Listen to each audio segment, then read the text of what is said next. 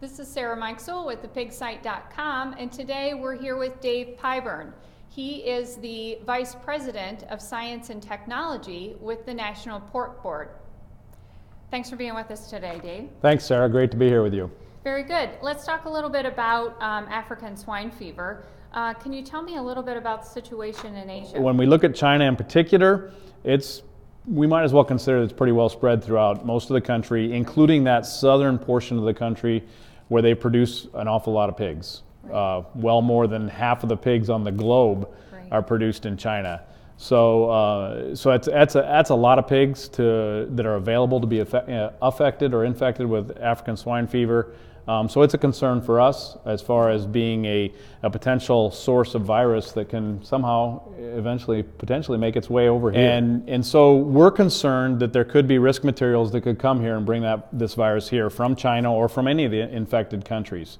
And one of those primary risk materials that we're concerned about is feed and feedstuffs. Right. Scott D's research has shown that in fact you can transport the virus. Transport is not transmission, but you can transport the virus live from China to the United States, potentially in some of these feedstuffs that we're buying from China. And that's really new research from Scott D. Fairly recent research, right? Yeah, that's recent research that was spurred by PED virus from 4 or 5 years ago. We're fairly well convinced now that we probably brought it in from China based on genetic mapping.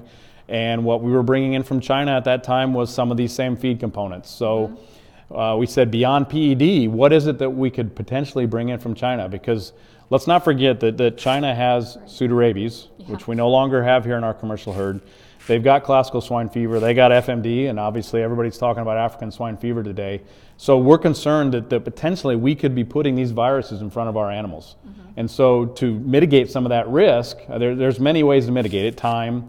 You can mitigate through additions to the feed to kill virus. But another way too would be able to test and know that what you have is a safer feed material. Right, and a lot of feed components are brought in from China. Yes, unfortunately, in my opinion anyway, they are. Right. There's a number of mineral acids, vitamins, or amino acids, vitamins, and minerals that come in from China.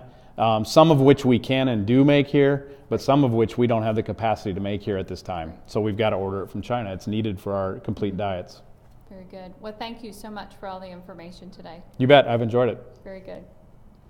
This is Sarah Mikesell reporting.